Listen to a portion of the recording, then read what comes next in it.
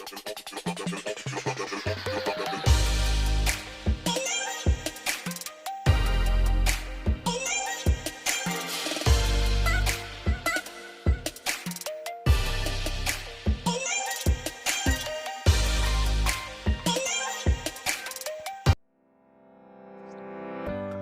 belakangnya terjadinya Perang Salib.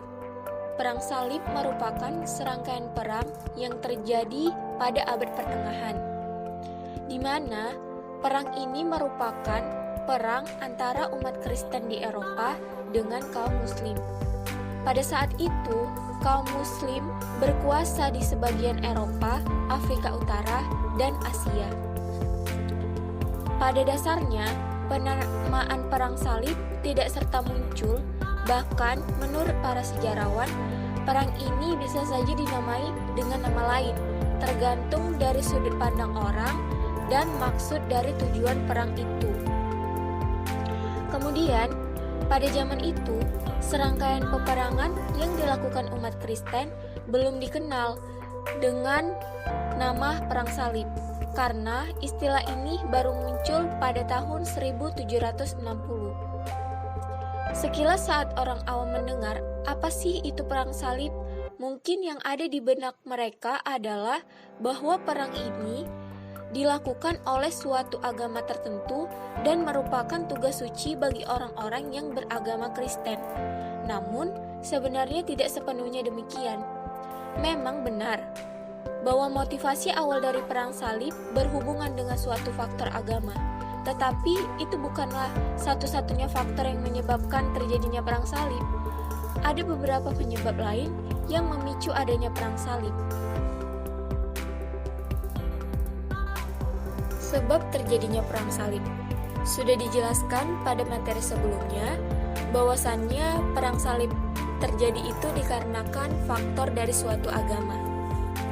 Namun, di sini saya akan merangkum beberapa faktor yang menjadi latar belakang terjadinya Perang Salib, yaitu diantaranya yang pertama faktor agama, di mana pada faktor agama ini kemerdekaan umat Kristiani untuk beribadah ke Yerusalem itu hilang. Kondisi ini merupakan kebijakan yang dijalankan pemerintahan Bani Saljuk yang menguasai Yerusalem pada tahun 1076 Masehi. Padahal, boleh dikatakan bahwa umat Kristiani sangat fanatik dan beranggapan bahwa ketika mereka berziarah ke makam Nabi Isa di Yerusalem merupakan suatu amalan yang paling baik dan besar pahalanya. Pada saat itu, Bani Saljuk telah menjalankan kebijakan-kebijakan yang mempersulit dan bahkan menganiaya umat Kristen yang akan berziarah ke Yerusalem. Kebijakan-kebijakan yang merugikan umat Kristen ini terdengar sampai di negara Eropa. Rakyat Eropa menjadi gempar, gusar, dan bersedih hati, dan justru dari peristiwa ini menumbuhkan semangat keagamaan dan loyalitas terhadap sesama umat Kristen untuk memberikan perlindungan dan pembelaan. Kemudian mereka bergerak bersama-sama untuk menuntut balasan atas perampasan kemerdekaan dalam menjalankan ajaran agama mereka. Kemudian, pada saat itu, mereka memiliki visi satu, yaitu merebut Baitul Maqdis dari genggaman kaum muslimin.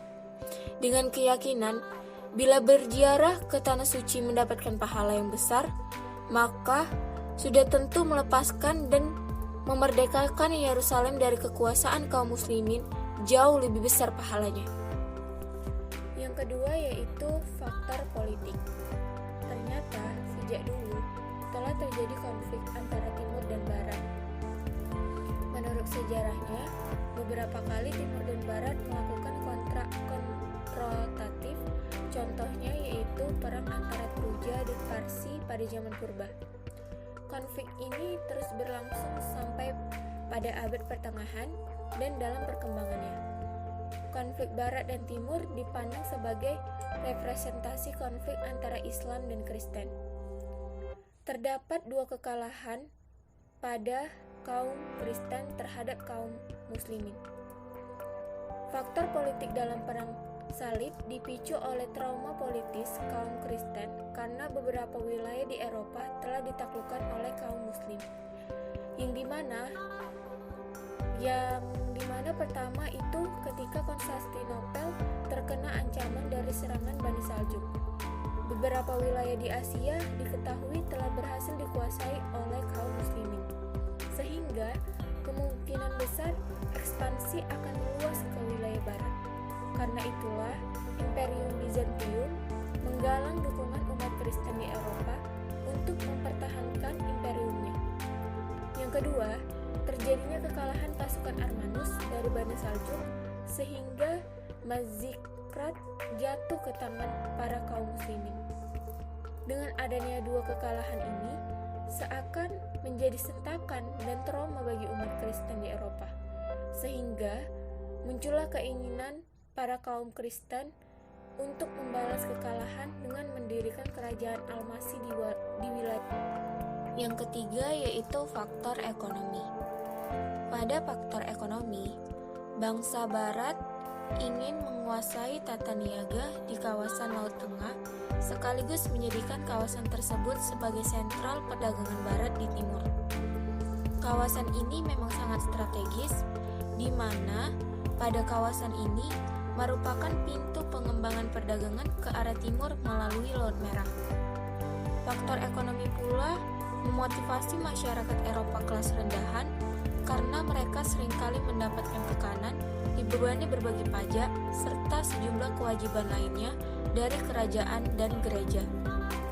Sehingga, ketika mereka dimobilisasi oleh pihak gereja untuk turut mengambil bagian dalam perang salib, dengan dijanjikan akan mendapatkan kebebasan serta kehidupan yang sejahtera, bila dapat memenangkan peperangan.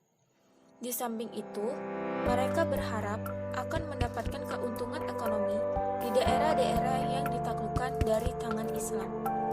Motivasi-motivasi tersebut menyebabkan masyarakat kelas rendahan di Eropa menyambut seruan perang salib secara spontan dengan berduyun-duyung melibatkan diri dalam perang.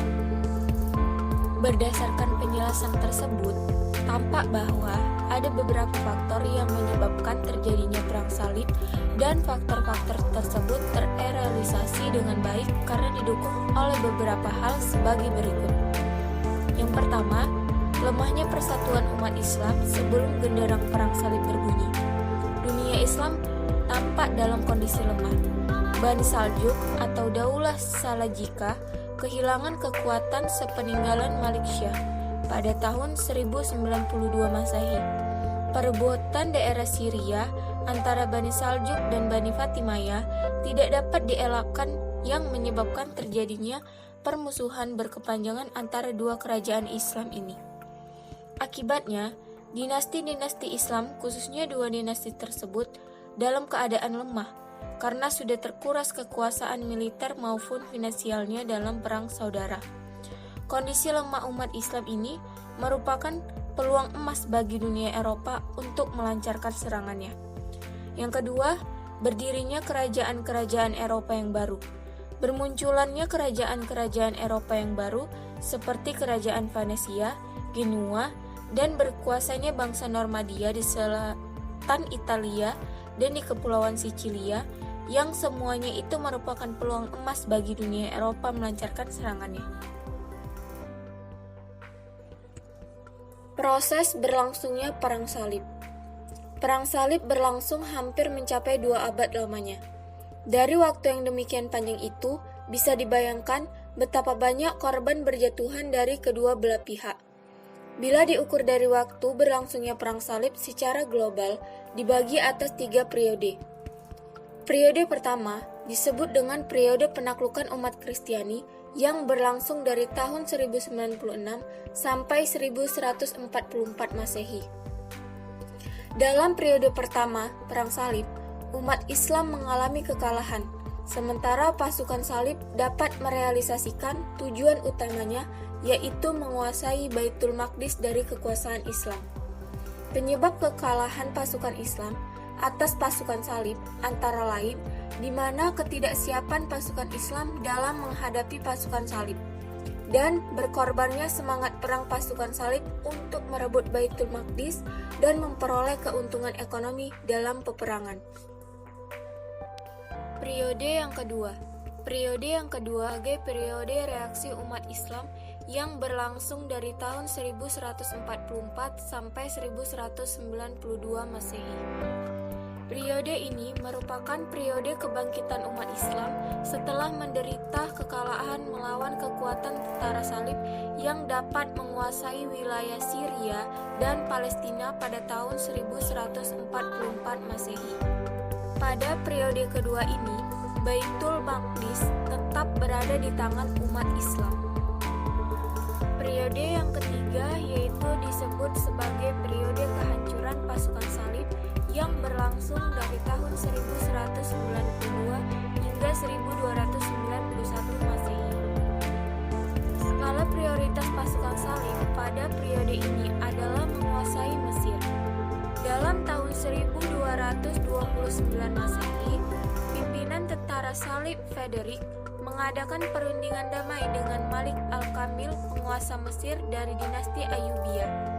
Isi perjanjian tersebut adalah Baitul Maqdis diserahkan ke tentara salib dan sebagai gantinya mayat diserahkan kepada tentara Islam.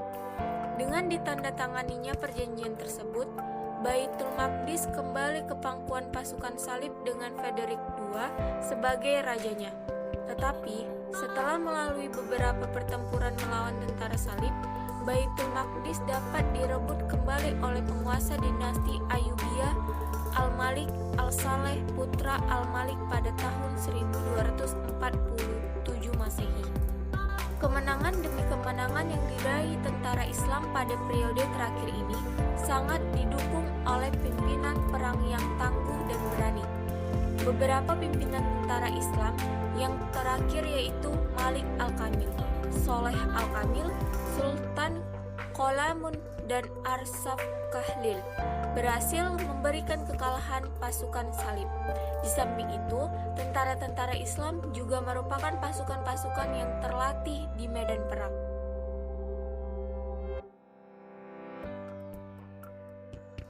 Pengaruh perang salib terhadap hubungan Islam dan Kristen. Hubungan Islam dan Kristen pasca perang salib berangsur-angsur lebih membaik. Kedua belah pihak dapat saling memahami dan memperlihatkan upaya-upaya toleransi dan meningkatkan kerukunan antara umat beragama.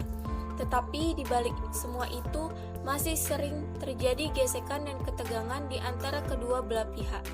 Konflik dengan isu agama dianggap sebagian orang sebagai bayangan dan pengaruh perang salib. Perang salib secara fisik lebih sering dimenangkan umat Islam, tetapi secara non-fisik, umat Islam sangat mengalami kerugian yang besar, baik dari segi ekonomi maupun dari segi peradaban. Sekalipun demikian, di balik itu masing-masing pihak juga dapat merasakan beberapa manfaat dari beberapa penemuan penting selama terjadinya perang salib dan setelahnya, hingga memasuki abad modern. Sekian hasil video yang telah saya lakukan mengenai materi tentang perang salib. Semoga video ini memberikan manfaat bagi kalian yang melihat, terutama bagi diri saya sendiri.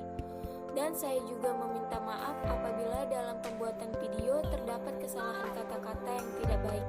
Wabillahi taufiq wal hidayah. Wassalamualaikum warahmatullahi wabarakatuh.